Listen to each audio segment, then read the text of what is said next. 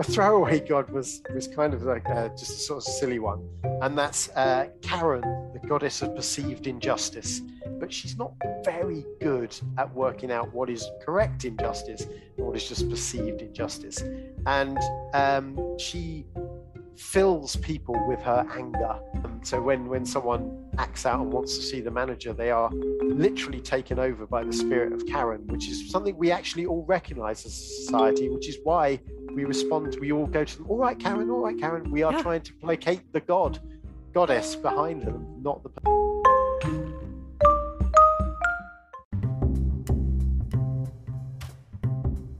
Welcome to Speculative Sandbox, your audio playground for creative storytellers.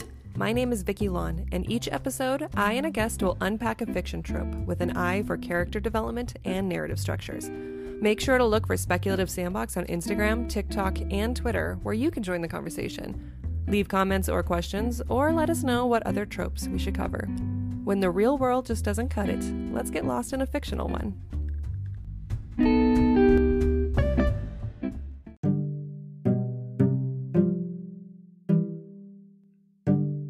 Chances are, if you're a regular listener of this podcast, you're familiar with polytheism, the belief of many gods. The Greek gods are arguably the most famous in Western culture. Love is attributed to Aphrodite, war and conflict to Ares, wine to Dionysus, the sun to Apollo, and so on.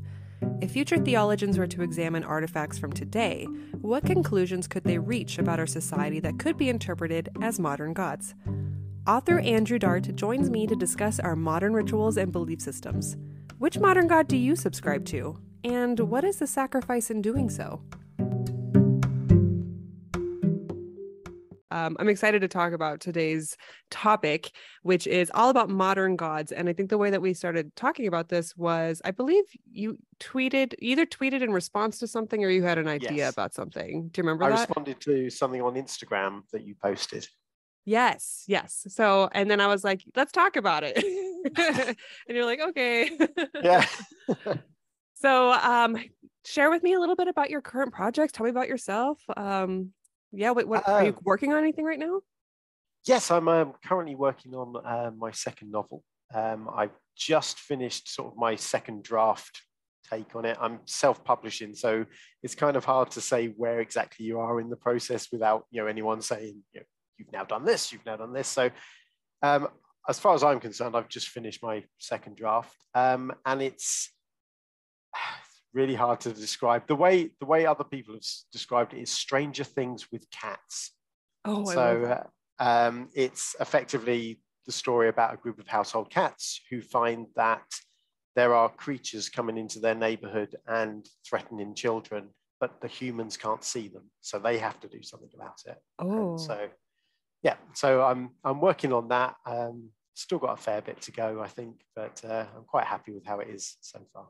That's a great feeling. I've been agonizing over the same manuscript for the past year, and I'm finally in a place where I feel comfortable about it. Speaking of cats, have you played the video game Stray yet? I haven't. I want to, but I don't have any of the platforms. Same situation. So what me and my kids do is it's terrible. We watch the YouTube walkthroughs. So we're not playing at all, but we're enjoying it at least. And it's a really cool idea because it's like this world that this cat is exploring, and you can only navigate it and like accomplish things based off of what a cat could do, right? And sneaking in and out of buildings and climbing things that a human would probably have a lot of difficulty doing. So it's kind of cool to see a different perspective where a cat has the upper hand, and there's a reason why it's the main character. So that's really cool that you have something similar going on as well. Yeah. I mean, I've encountered those sort of issues in writing the story, in that you have situations where a human would go in and they'd solve the problem within minutes, but you have a cat trying to do the same thing. So in one part of the story, they have to move a bucket from one end of the room to another for one reason or another. Mm-hmm. And humans doing it, you walk in, pick up the bucket, you move it. A cat trying to do it, that's suddenly a big task for them to do, and and it allows me to sort of put tension in where there wouldn't be with human characters. Gotcha. Do your cats randomly knock things off countertops? They don't. Okay. But I'm sure they would if I wrote them out. Too much stuff about them hanging around at home. Yeah.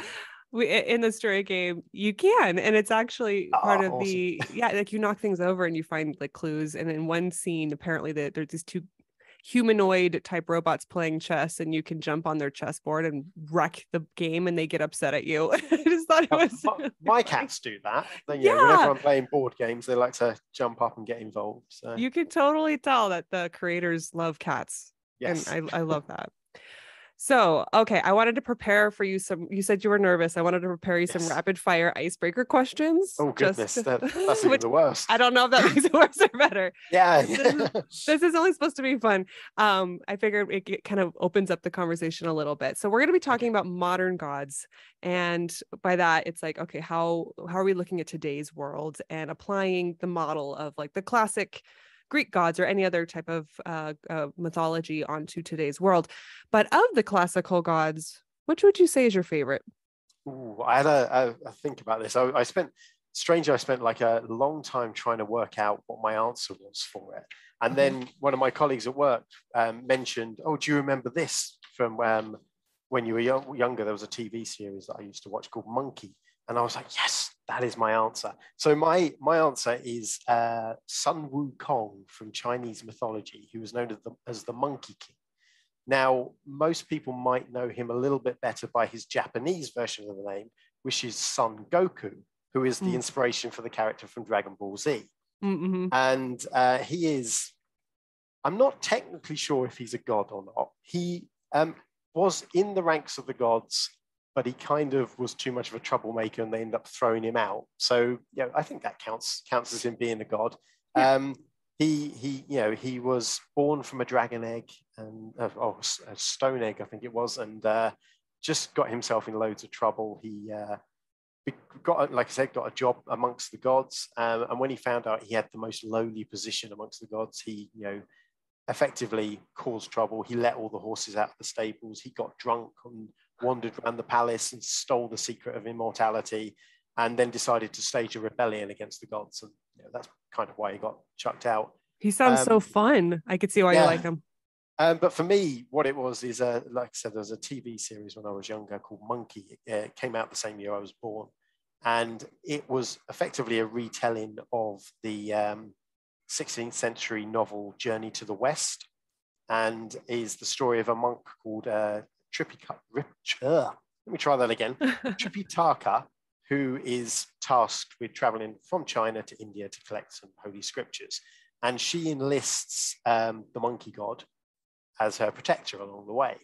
And it's kind of a forerunner to things like Power Rangers and stuff like that. Mm-hmm. You'd have these superpowered characters. So there was Monkey, Sandy, who was a water monster and an ex-cannibal, Pigsy, who was a pig monster consumed by lust and gluttony. And you would have these three characters guarding this monk, and they would wander into a village which was under attack, and then they would go fight the monster of the week and then wander off again. Nice. And I absolutely loved it. And Monkey had these great powers. I mean, he'd already stolen the gift of immortality, but he also had, he fought with a staff, which he could change the size of. So he could make it massive to beat you with, or make it really small and hide it in his ear so people didn't think he had a weapon. He could fly on clouds. He would call a cloud and then surf along on a cloud. And one of the fun powers he had is he could pull the chest hairs out of his body, blow on them, and summon an army of monkeys to fight. Wow, that's unique. So yes, the Monkey King, Sun Wukong, is my favorite god. Awesome. I learned so much. That was great. I didn't know about that one. Okay, so then looking at yourself, and who do you think, if gods are real, pull them all out of the sky, right? Like, let's figure out which one would you say you actually most subscribe to? Your lifestyle, your belief system, like who do you think would fall in line with that? My answer to that would be the muses. And that's because I find myself so reliant on them. And I get really frustrated when they leave. And if I could Ah, put up, do rituals and set up like an altar to them and like, please come, I need your help with this writing. And speaking, this is relates to another question I'm going to ask you, but to me, it's 100%. I live and die by those muses.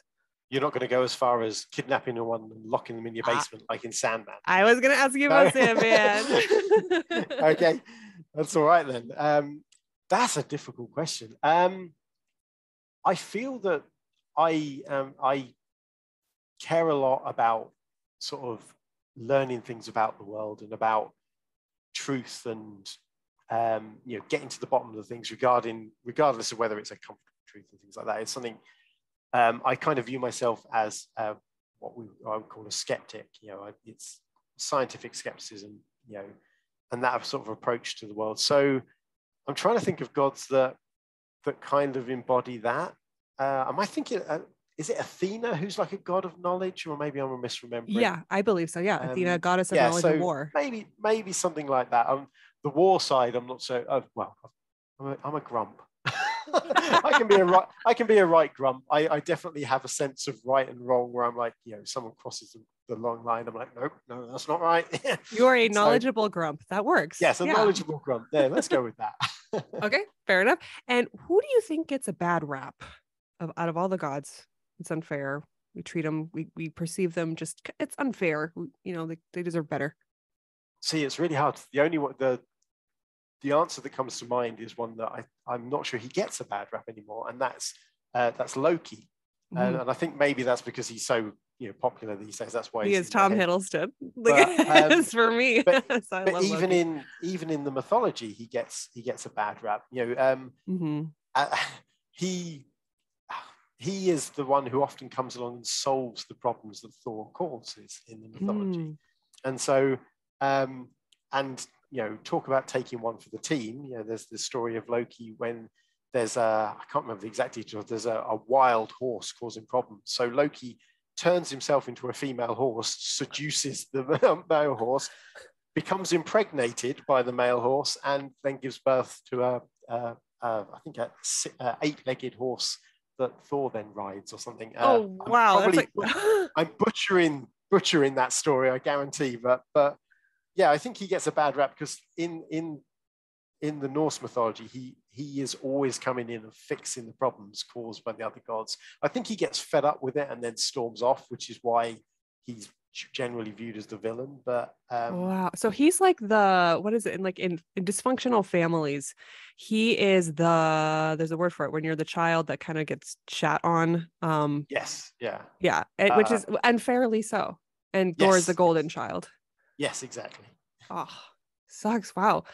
Okay, I think that's a really good argument for Loki. I wasn't aware that he was so proactive, and because I'm not as aware of I just see Loki as like the trickster king or trickster god. But that's kind of cool to think that this is someone who's actually creatively solving problems for his entire family. But then Thor gets to like enjoy the splendor and the attention. Yes, exactly.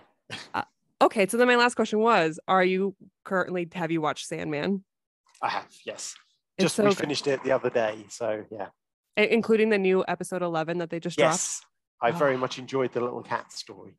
Yes. I was absolutely watching it going, he's stealing my ideas somehow from the past. But there's a couple of little elements that are in that where I'm like, that I've included in my book. It's not the same sort of story at all, but I was watching it going, that was my idea. Did you hate that? It's so, yeah, Well, when I was watching, I think it was the death episode 6, where he goes to the bar and every 100 years he meets with that gentleman. It's actually very similar to V.E. Schwab's book, The Invisible Life of Addie LaRue. It's the same idea of someone who has immortality for whatever circumstance and continues to meet that person over and over. But the difference that she brings to the story, and she's friends with Neil Gaiman, I believe. Is it Gaiman or Gaiman? I want to make sure I say this. Gaiman. I'm pretty sure it's Gaiman. Okay.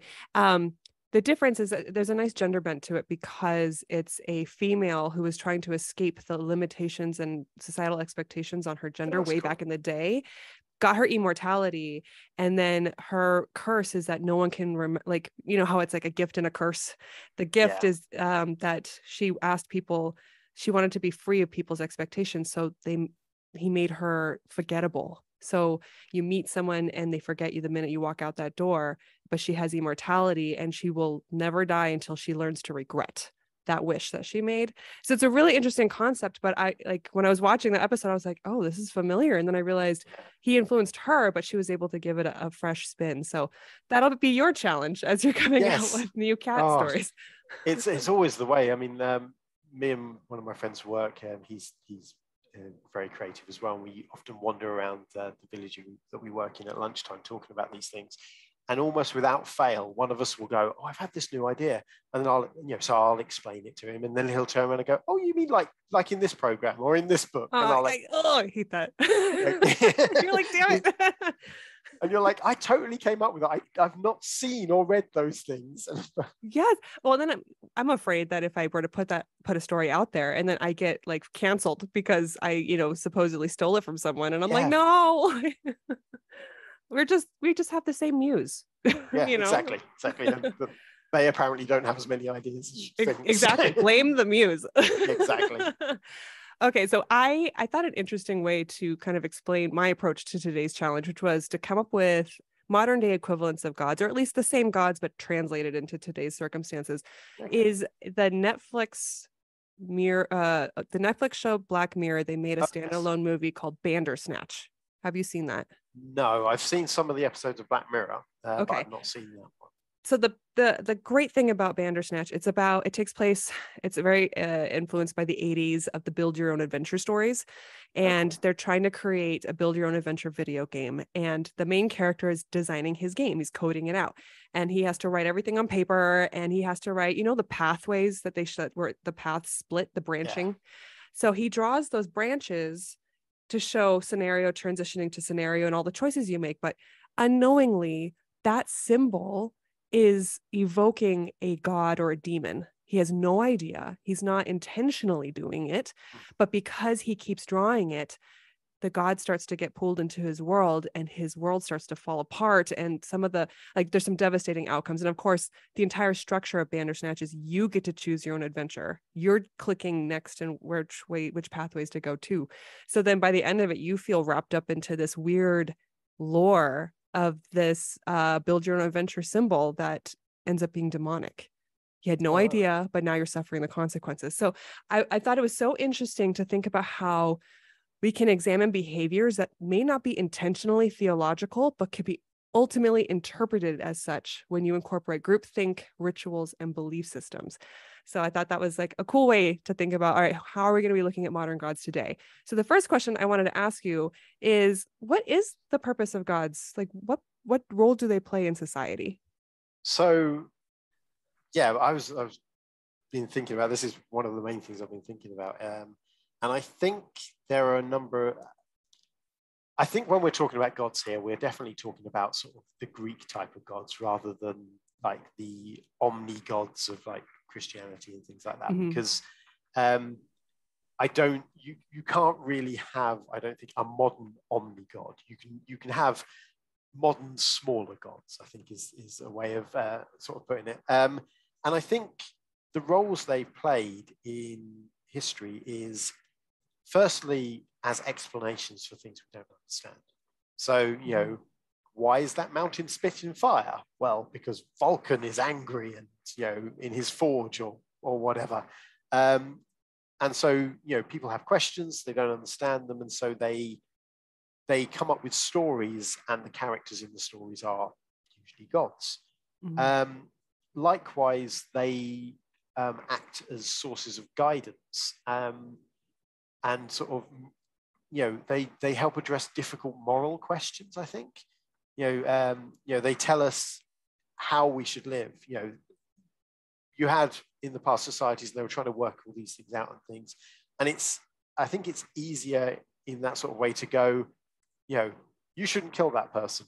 And they say, why not? And they go, because the gods will be angry with you and they will punish you.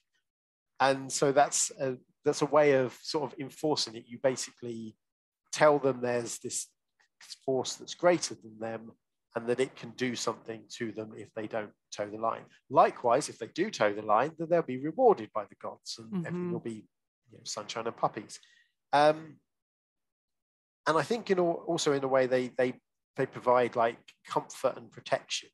There's this idea, the idea of an afterlife is very strongly related to gods. The gods have to live somewhere. They live in a heavenly realm.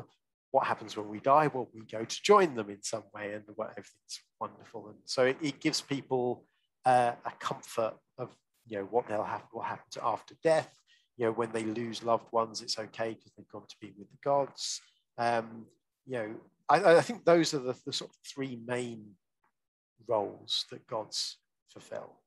I think that's a great summary. And it's a really interesting look at human behaviors and how we as society interact with each other, particularly the one where you can use the idea of a god as leverage for controlling others and telling them, do this because this god wants it. And if you, like you said, do well, we reward you. If you don't do well, we punish you in the name of this deity. And I also see it as like, you can use gods to alleviate yourself of blame. Right. I didn't wage this war. Ares made me do it. Oh, yes. Yeah. You can completely free yourself of like mass genocide. If you could say, oh, yeah, the god Ares thought I should do it. This is good for all of mankind. And I am the chosen one. There's kind of a sort of a mafia type thing to it. It's like, I don't want to break your legs, but Don Giovanni is telling me that I have to do this. And, it's very much the same thing. You have the priest saying, well, if it was up to me, I'd let you go, but the gods demand that I sacrifice. Oh, yeah.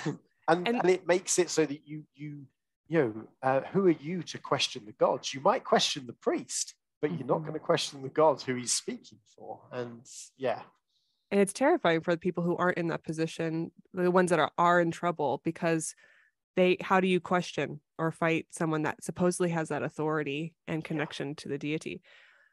All right, so let's set the stage. We are looking at present day. Oh, I put Americans, but you're not America, right? I wrote this before I knew. I was just present day civilization. So what do we have to work with? In America, we have a very strong capitalistic society. And because of that, I feel like we create a lot of problems so that we can then sell people solutions. Oh, yes, definitely. Same over here. So. Okay. It is a very interesting push and pull when you talk about like wants versus needs. Then over here, we have our government system set up. We also have our social media, influencer culture, all those things. So what else do we have to work with? So some of the ideas that I came up with is we are increasingly a global community. And so in a way that we've not been in the past. So, often you find yourself in situations where you might have friends that live all over the planet. And especially you talked about like social media and influencer culture and things like that. There might be people all over the world, thousands of people all over the world and stuff, but you might not know your next door neighbor. Mm-hmm. And so you have this thing where, we're trying to, we're interacting with the world as a whole, and except our local communities are not particularly strong because, you might have a really strong online community, but like I said, you don't know your neighbor. I mean, I've lived in where I live now for 4 years, and I know like 2 of my neighbors. Mm-hmm. I don't think I've ever talked to any of them, but obviously I know some people, not that many people online because I don't tend to do gaming or anything like that online. So, but there's people all over the world that I know, So there's that idea of a sort of global community. Related to that is the increasingly online society. Mm-hmm. We do, for example, we're talking online, especially with the pandemic and that lot. We've pretty much spent 2 years where most of our communication is online rather than face to face, and I think these are definitely problems that the world is facing, both in America and in the UK, especially. It is really interesting when you talk about that shift, because back in the day when we didn't have internet, you hear about grandparents, right? We met each other. We went to the same high school. We lived down the street, and then today's dating world, you're meeting people all over the place. That is just a huge span change. But then you think about deities and how religion plays a role. And many times those gods are could be based off of your geographic makeup in that one area. So, for instance, in parts of Asia with their water dragons were associated with weather, flooding, all those things. And so there would be temples that were built up in those areas to placate, and appeal to the dragon kings in hopes that they could make sure that the weather was nicer. And what's interesting about going global is I'm not just aware of my monsoon rain going on out here. I live in the Southern Arizona desert, but I'm aware of the heat, the terrifying heat weather up in Washington State, or I believe the UK was going through recently been ridiculously hot. Yeah. So I'm aware of all these things. I'm aware of tsunamis, along in the Pacific Ocean. And it's a heightened level of stress that comes with that increased awareness. Yeah. I mean, that's one of the other things I've got here is that we're increasingly dealing with problems that affect the entire world and require mass cooperation between nations. And that's something that is very modern. It's, in the time of like the Greek gods and stuff like that, you might worry about maybe the next village, but you weren't worrying about a country tens of thousands of miles away from you or whatever, and knowing that how that country fares has an effect on you. So, for example, the war in Ukraine, with Ukraine being a massive exporter of wheat or one of the grain products, and how that suddenly has an effect on countries all over the place. When if you even heard about that sort of thing in the past, it might be years later, someone might stumble into a bar and tell you about, I was in this war like several years ago, and that'd be the first you hear about it. But these days, we have faced worldwide problems, pandemics, global warming. These are things that affect the whole planet, and the actions of people, in a country who are chopping down all their trees, for example, affect people on the other side of the world. And yeah. Now I feel all somber. Yeah, me too.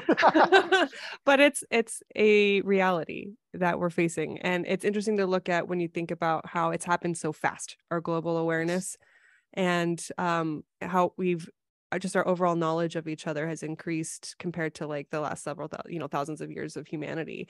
The evolution of knowledge has been amazing.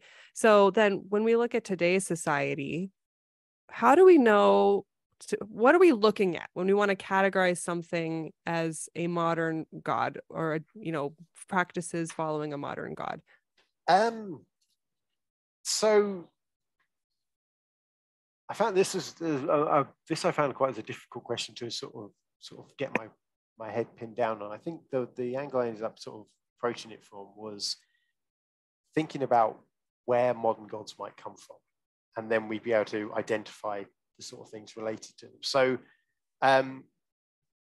thinking about where modern gods are going to come from led me, of course, we've already talked about Neil Gaiman, and he wrote American Gods and things like that, and he as well as people like Terry Pratchett made popular the idea of anthropomorphic personification, I believe is the term they use, where gods come into being because people believe in them. And Neil Gaiman also pointed out that in modern times we don't worship gods in the same way people did in the past. We're not building altars and leaving sacrifices and stuff.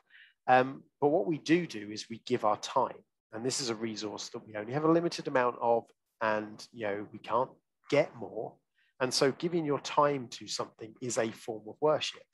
And so if you give your time to a hobby or a cause, or spending all your time on social media, we already talked about social media and stuff like that, you are in effect giving of yourself in a very meaningful way. And so if we look at, talk about social media as well, there's also the idea of when you put yourself on social media, you are giving a part of yourself to that. So that could be viewed as you are offering up little parts of your soul to a god of social media, for example. So with that sort of idea of the activities we engage in and stuff, I think you can start building ideas of the rituals and the equivalent of temples and things like that. So one of the ideas I had was nerd culture. Okay. And so if you look at sort of nerd culture, they do sort of have their own sort of ways of being, as with all different cultures. So you might have, for example, comic book shops are the temples, or a place like Forbidden Planet. I don't know if that's in America as well. It's have it in the UK. It's a comic book and model shop, and you go there for all your Marvel stuff and your books on fantasy and things like that. And so these are temples. These are like-minded people coming to gather together and talk about things that they love in these cultures.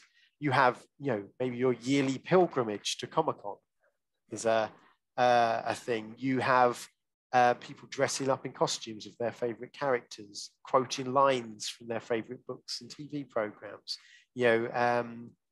Having wearing clothes with symbols of the things they enjoy. Greeting each other with a Vulcan salute. Oh wow! I just think of like wearing Iron Man clothes and preaching the word of Iron Man. Yes, exactly. And I think if you think of the worship side of it in the sense of the time and energy you spend on it, and obviously money in this aspect, then you have that kind of literally they're worshiping with their money, with their time, their resources, these gods of geek culture. And I think there's also the gain can be from that. So this kind of goes back to the social media thing, that if you give of yourself, you can potentially get fame and fortune as a reward from, and being willing to feed the algorithm every day by posting lots of videos and and doing what it says is popular and things. And I think that's the way I look at it. Look at the idea of the god and the situation first, and then you can look at the groups and the things that people are doing and see the rituals and the temples and that sort of thing within that. That's such a great analysis. I love that. I am also, I partake in the annual pilgrimage to Comic-Con. I have one actually next weekend. I'll be promoting this podcast there actually. So cool. We'll hopefully get some more listeners from it. But going off what you're talking about is like looking for the deity, the entity, and then looking at the things around it that support it. It makes me think of a TikTok video that someone posted. I don't know if it originally could have come from YouTube. It's a countryside, and there's cars trying to make their way down the road, but they've stopped. The car in the front had stopped for, I'm guessing, geese to cross. But at some point, the geese got turned around in circles, and they started circling the car, like this huge, massive group of geese. And they the music they played with it was so funny, because it was kind of showing like almost like an alien song, like something is happening with that car, and the geese are worshiping the car because they're circling the car. And I was like, that's exactly what you look for, right? You look for interesting behaviors in groups of people where they're kind of performing something that feels ritual or at least repetitive. They're all doing the same thing, and there's like an object that you can center it in. And of course, that do geese like circling things? I don't know. But immediately I want to be like, oh, who's in the car? Knock on the window. What's going on here? It just made me think about that as far as like, how do you identify behaviors in the world that could lead to, a modern day God? And I was right there with you with the algorithm. I think it's so interesting how over the few years, the algorithm has gotten more and more tight, and we are getting more and more desperate. It's almost like the equivalent of a god that has gone quiet. I don't know, I'm thinking of Dionysus. If he would go quiet, and you have like a huge why am I blanking on this word? When you don't have a lot of rainfall, so your grapes and your vineyards are Drought. dying. Drought. Thank you. um, and and so then you get more desperate, and that was when people started resorting to pretty awful human sacrifices. The idea that scatter the blood all over the fields and a rain will come. I remember watching that. I took a Greek myth class in college, and I was a little bit scarred by that. But it's the same idea. Our algorithm used to be incredibly giving, and we would put something out there, the TikTok of yesterday, where you could reach thousands, hundreds of thousands of people very, very easily. And you got used to that. And people who have been wanting that fame, and this is their chance to break out, because the world's changing. You can't just wait to find an agent. You got to make a name for yourself early on your own. And so slowly the algorithm started to choke you out. Until now, it's almost impossible. And now you have to play all these games to try to beat the algorithm. And it's like the people that are wondering where the rain is coming, and they start resorting to certain behaviors. And every now and then you hit the jackpot and the rain clouds come and you go, okay, that reaffirms this behavior.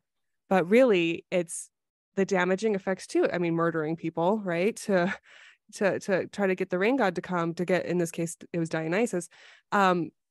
Think about the mental health that people have to go through when they're like trying to appeal to the algorithm god, and they're just not getting it. And the algorithm knows to feed you just enough, just like casinos, the rule of large numbers. They always win in the end, and you're always losing, but they need to keep you there and addicted. Yeah, totally. I think that the some kind of social media. I love the idea of the algorithm as a god, but yeah, definitely some kind of social media, because I think social media is a very obvious way to me of driving people to do more and more and more to get the same kind of reward. Mm-hmm. And it very much does feel like people are offering up pieces of themselves, and it's one of the channels that I will follow, a number of times I've heard him mention that this isn't the kind of video I would used to be doing, but I can't get the views if I do what I used to do. I have to push the boundary. I have to do these challenges and things like that in order to get the same sort of response. And it's completely true. People, I feel they're having to do more and more to satisfy the insatiable appetite of the algorithm. Mm-hmm. The algorithm is not a loving God. No. So, it gives just enough to keep the worshippers happy, but it feeds on them more than anything else, I think. Mm-hmm. What other gods do you have? So I've got, kind of related to the algorithm. I came up with one I called, where's my piece of paper? Called Toxtagram, who is the goddess of distraction, the mistress of the infinite scroll, the source of procrastination, and the revealed self. And it's very much related to social media and about how, as I've said before, the idea of people spend their time consuming and they put other things on hold. I'm just going to sit there and read a few more TikToks or something like that, and they dedicate large parts of their lives to just scrolling through things. Whereas on the other side, you've got people who are developing the content, and they are literally sacrificing parts of themselves to this god who is a god provides some forms of entertainment in response, can make some people famous, things like that. But again, it's just if you think of it as people offering up parts of their soul, it is literally feeding on the collective souls of all of the subscribers to these various social media channels. It's interesting because, we're talking about the idea of souls, and we can think back to, mythologies where it's like, I think of Hercules cartoons, right? Where you have like this soul is this little gray bubble thing that moves through, and you can see that, it feels very fantastical. But when you talk about the soul, as far as like your well-being and your mental health, and you think about people who pour their whole being into a job, whether it's creating the algorithm or just any work in general, hustle culture. And your soul's getting eaten away, and you can tell because your mental health is suffering. And same by those people that are consuming social media, and they're as you're saying, the endless scroll. I've seen so many influencers now decide to jump off because it's been hurting them negatively. So when we say transferring and affecting and giving up of your soul, it's like you can see that, you feel it in in your own health. Yeah, no, definitely. It's it's a worrying thing to do. I mean, I'm just as bad. I'm on Instagram and YouTube. I'm not on TikTok or I can't remember blinking what the others are called, Twitter. Or Facebook or anything like that. But yeah, I know I spend way too much time on YouTube, and I know that I pick up my phone way too many times a day to check Instagram and things like that. And it's definitely a part of me that, when I'm doing it, I'm like, I could be doing something better. I should be writing rather than watching YouTube videos, but I'll just finish this one or maybe the next couple, and then I'll go do something. And it sucks you in. No one's safe. And for me, it started out as a form of play, which I think is incredibly important for people. And when you get stuck in the grind and working the 9 to 5 or longer, you need that play. Your work isn't always necessarily your play. And social media made it, there's games on your phone and you can talk to people and you chat, and your social life is there.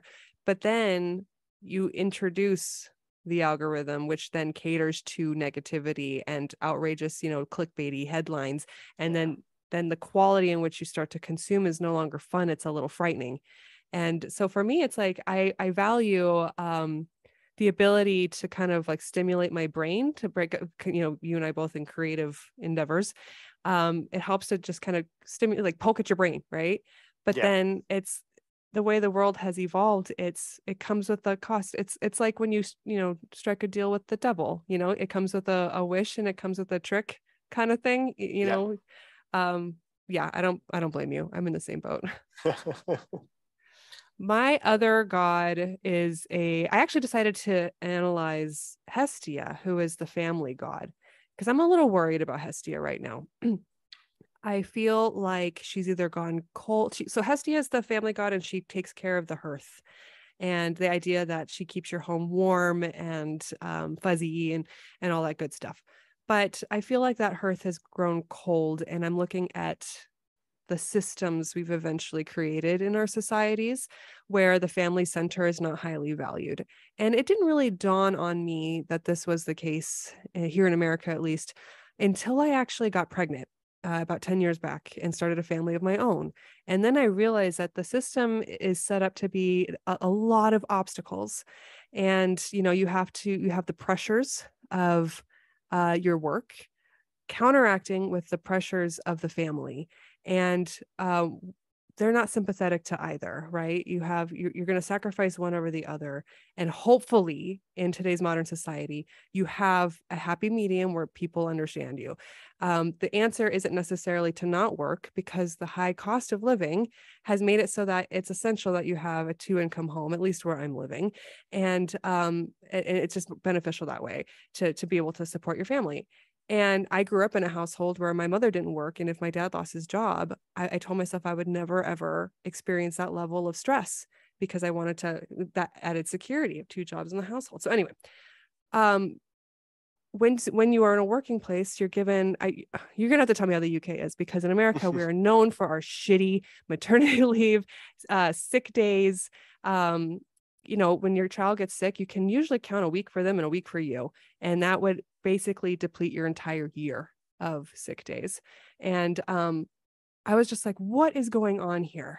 And even when my kids started going to school, I realized if I had a stay-at-home parent, I would be able to juggle the demands of everything way better. But that just wasn't how our household was structured at the time. So it's even the idea of the American dream, which is to buy a home. Buying a home now is very, very expensive, and they want you to move out of your house to buy a home. The movement away from the intergenerational homes, because then if they could break you up into 4 people living in 4 homes, but imagine all that debt that's now being put on that family. And so I look at the the family structure, the stress that's placed on them. During this pandemic, I think parents of young children were hit so hard because you were expected to work at home and teach your kid at the same time, and your kid didn't want to learn, right? So anyway, I felt like that was kind of me analyzing the systems that have broken down Hestia. And I'm hoping that with existing policies, my workplace has gotten way more flexible, that we can start bringing her back to life. Sounds good to me. Yeah, I mean, I've worked in various different places in the UK with different rules and regulations. I mean, the company I work for now, when I first started there, was a very small company. You know, we were just run out of a couple of room building in a little village, and we didn't really get sick leave. Basically, if you were sick, you just didn't get paid. And so, but now that company's been taken over by a international company, and suddenly I get sick leave and get paid for it if I'm not feeling very well. And it feels really strange because I'm kind of used to the idea of not taking sick. If I have to be really ill to take sick leave, but now I've got the option. If I'm not feeling up to it, I can take a day off without having to worry. But yeah, I agree with you. There's building up a good home protection gods. There's an idea in I think it's the Jim Butcher Dresden Files books, with the threshold of houses, and how in the old days the threshold was a very important thing for keeping evil forces out. And it would be because all the people would live in this houses together, and there'd be lots of family and love and friendship in there. But these days, you rent a place, you don't buy a house, so it's not really yours. And you might have a housemate who changes when they have to move town, and so the thresholds are very weak, so that the evil forces out there have easier access to our lives and can make them more miserable. And I think, yeah, the god of hearth and home definitely is waning of late. Yeah, I think about societal shame, that when millennials started moving back in with their parents, the shame that was associated with that. Why aren't you moving out and being independent?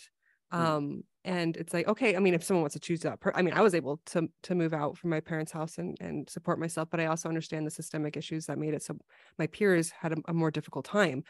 But the idea that we are separating all day long, when you look at today's lifestyle, 8-9 hours out of the house, working the grind in a separate place than your spouse, and your kids are somewhere else too. It's just an interesting concept. And I think in Europe, I've heard, I mean, this is you tell me like how accurate this is, but at least in France, I believe there's a lot of time that's dedicated to family, like lunches, you go home for lunch. But I know that your school days might also be kind of long. I'm just thinking out loud now. I don't know what it's like in France. I can't speak for them. Yeah, I work from home a lot of the time at the moment. Going to the office a few days a week. We're still sort of easing back into office work following the pandemic and that lot. But even working from home, I work in one room. My partner works in the other room, and we see each other a couple of times a day, and we're in the same building. And so, yeah, I completely get that side of it. Yeah. What is your thought of, I feel like the role that the media plays? Because when whether as a standalone deity or not, because I know that when we talk about systemic change, when people were first going home, the media spouted all these headlines about how this isn't good for you. And then when the pandemic we got to this point, and people were legitimately saying, we don't want to go back, we found out that we like it home, then the media there was like a war, being presented in the headlines. And I always felt like it was always leveraging corporate interest, because corporations were not happy about, not having that oversight. And so whenever I was reading the headlines, I'm like, is this real or is this bot? So the confusion that's presented in these circumstances, I would love, and I work in PR, I love to believe in the legitimacy and the ethics of, news for everybody. But I'm also aware that things can be bought. And so I'm just like, what are your thoughts on the role the media plays as far as human behaviors and modern gods? I think if we think of the media as a god, I think it's a god that feeds on fear, negative emotions. You know, I think there's statistics that show that the murder rates in places like America have absolutely plummeted over the years, but the reporting of murders has gone through the roof. And so people think they live in a more dangerous society when actually the statistics show the opposite. And I think, yeah, very much especially the news media and sort of that side of it is, if it's a god that feeds on the fear and creates, things for people to be scared of, and distances people from each other, and reasons why you can't trust your neighbor, and is just breaking people up into smaller and smaller groups so that it can prey on the individual fears of those people. The generational war, the generational age war, where you can't, they've sicked you against your own grandpa, against your own child, which that's another way that we're losing Hestia. You can't even trust the people in your own family. No, exactly.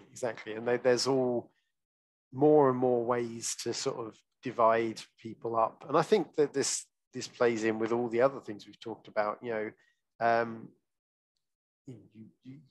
kind of sort of building a pantheon of God, and I wonder if, as well as feeding on our time and our devotion and our fear and things like that, there is definitely elements of singling out your flock. So you have the young people are drawn in by social media, whereas the older generations might still be watching the news channels and stuff, and they're drawn in by the stories that tells and things like that. And so there's lots of dividing up of the god's flocks by the different approaches to gathering people.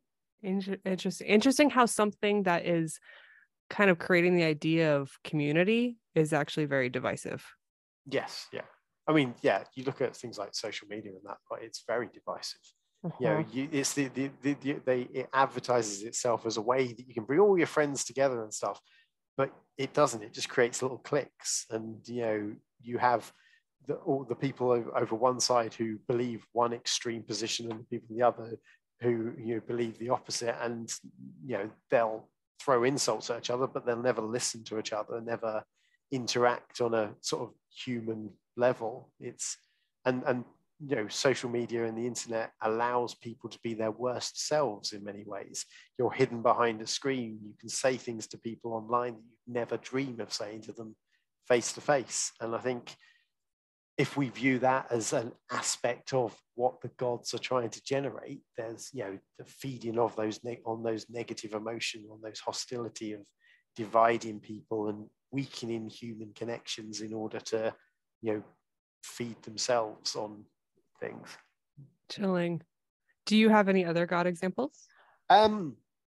Yes, I've got one. I've got two. One's just a silly sort of throwaway thing, but I had an idea for a kind of, I want to say like a two-faced god, or more of maybe a pair of twin gods might be a better way of viewing it. And they're both gods of knowledge and information, but fulfill very different roles and have very different views on things. So on the one hand, you've got Google, who is a god of knowledge, and this god represents the sort of sum total of human knowledge and information. Google is a very generous and enthusiastic dispenser of this knowledge, always willing to try and answer your questions. It's a guide to the lost, a teacher, to people, a performer when they seek entertainment. But a lot of the time it cares more about giving you the information as quickly as possible.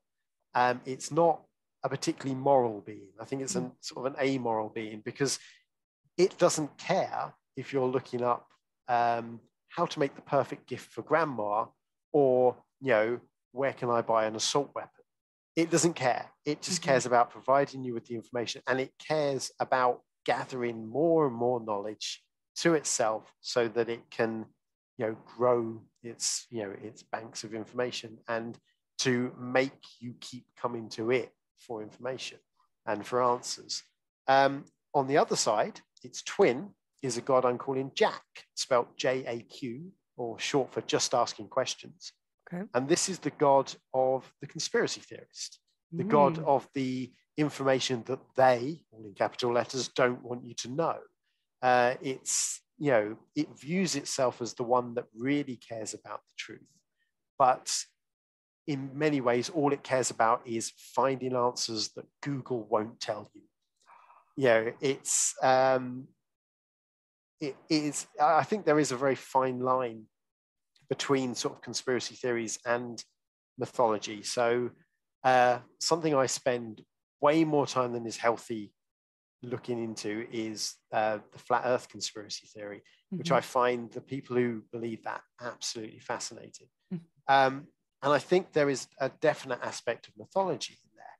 The people who believe in who genuinely believe in the flat earth, they see themselves as the outsiders who really care about the truth. They're the people who are going out and finding the real answers for things.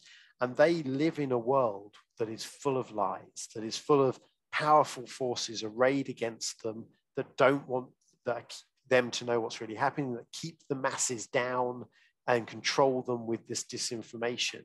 And they are, very much the heroes of their own story.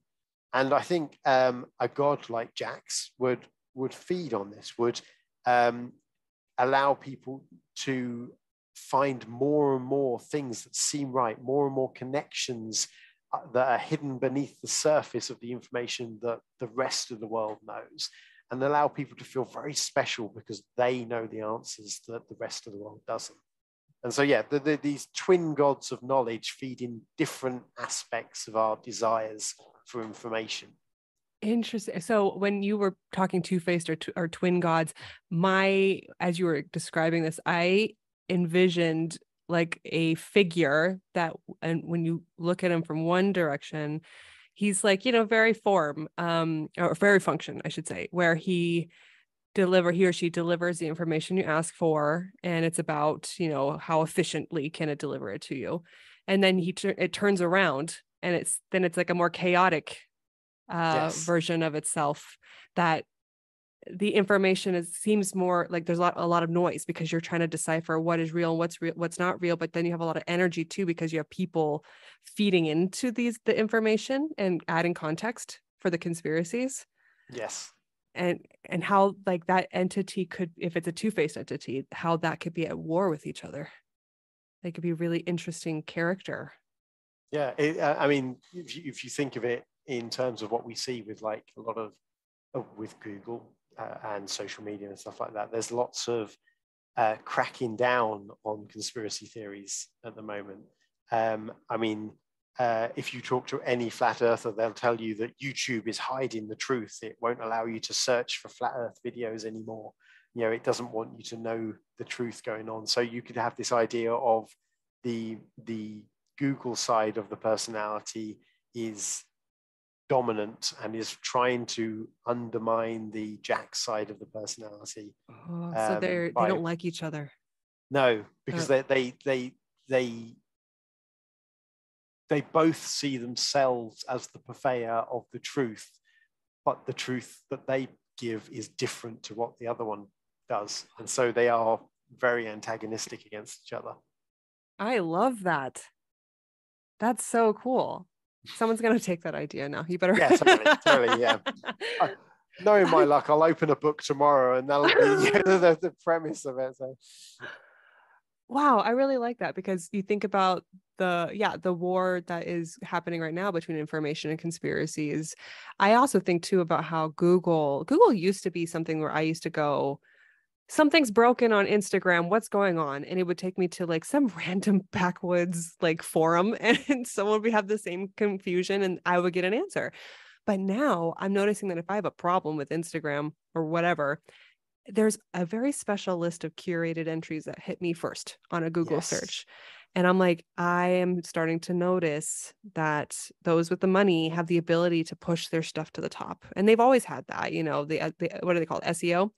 But now it's getting so strong that I can't find. I'm like, I know I'm not the only person that's having this issue with Instagram, but I can't find anybody. All I'm finding is Instagram's page, and they're not giving me the information I need. It's almost like censorship. Yes. Yeah. Yeah. Oh, Yeah. There's wow. definitely the conspiracy people's always going on about censorship and stuff, but I think, yes, you've definitely got a sort of corporate censorship where it's like, the answers are there, but you're going to have to scroll past all these ads first. Mm-hmm. And whereas definitely before it wasn't like that. I mean, same sort of thing with YouTube.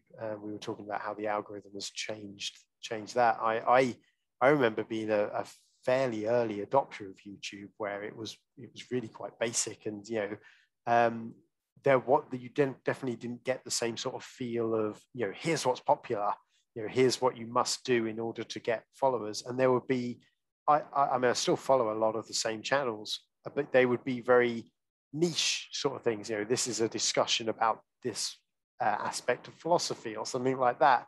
And those, there'll be lots of people doing very niche things, but these days you can't do that to get the information. So that is in its own way a sort of form of censorship. I think it's it's self-censorship. Well, yeah, you buy yourself a refrigerator, then you get nothing but fridge content. You're like, I already bought a refrigerator. This doesn't help me. This algorithm isn't working. Exactly. So what was your throwaway god? My throwaway god was kind of like just a sort of silly one. And that's Karen, the goddess of perceived injustice.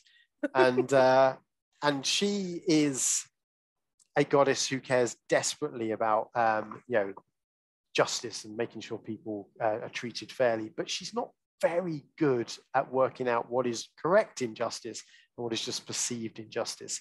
And she fills people with her anger. And so when someone acts out and wants to see the manager, they are literally taken over by the spirit of Karen, which is something we actually all recognize as a society, which is why we respond. We all go to them. All right, Karen. We are trying to placate the goddess behind them, not the person themselves. Oh, that's amazing. The idea that this has already happened, the god, we're all subconsciously aware of it, just happened globally. We've acknowledged Karen. Oh, so good. I love that. Well, oh my gosh. So we've been talking for an hour. Wow. And it's been amazing. And you were nervous and you had nothing to be nervous about. It was so good. Thank you. You have great ideas. I'm so glad that you're able to share them with me. I'm really excited about sharing this conversation with the listeners. Cool. And for those that are listening, if you have ideas for modern gods, please visit Speculative Sandbox on Instagram or Twitter and share that with us, because we would love to hear and share your ideas. So then I actually had planned a send-off question for you, but I moved it to the icebreaker section. So I guess I'll just ask you this. Do you have any final words or promotions that you'd like to leave us with? Yeah, I guess I'm very bad at sort of self-promotion. I've written a book called Little Words of Wisdom, which is available on Amazon. It's a story about a widower who makes fortune cookies, and one day he discovers that his fortunes all come true and sets off to find out the implications of that. So yeah, that's available on Amazon. I also have an Instagram channel called Rabbit Pirate, which, I put information about the projects I'm working on and things like that, and generally what I get up to. So please come and follow me on that. And the other thing is I'm part of a group called Cambridge Skeptics, and we do a YouTube channel that is kind of, I say the opposite to this. We focus very much on fact and science and stuff like that, rather than fiction and speculation. And so we have guests on to talk about various topics of science and things. We just had an astronomer on talking about the James Webb Space Telescope, which was really interesting. And so, yeah, we're on YouTube. There's Cambridge Skeptics if you want to come find us on there. Speculative Sandbox is a volunteer-run podcast that relies on the collaboration of fellow creators like you. Join the conversation and participate in fun polls and questionnaires on TikTok, Instagram, and Twitter. Interested in being in a future episode? Our DMs are open, or you can email speculativesandbox@gmail.com.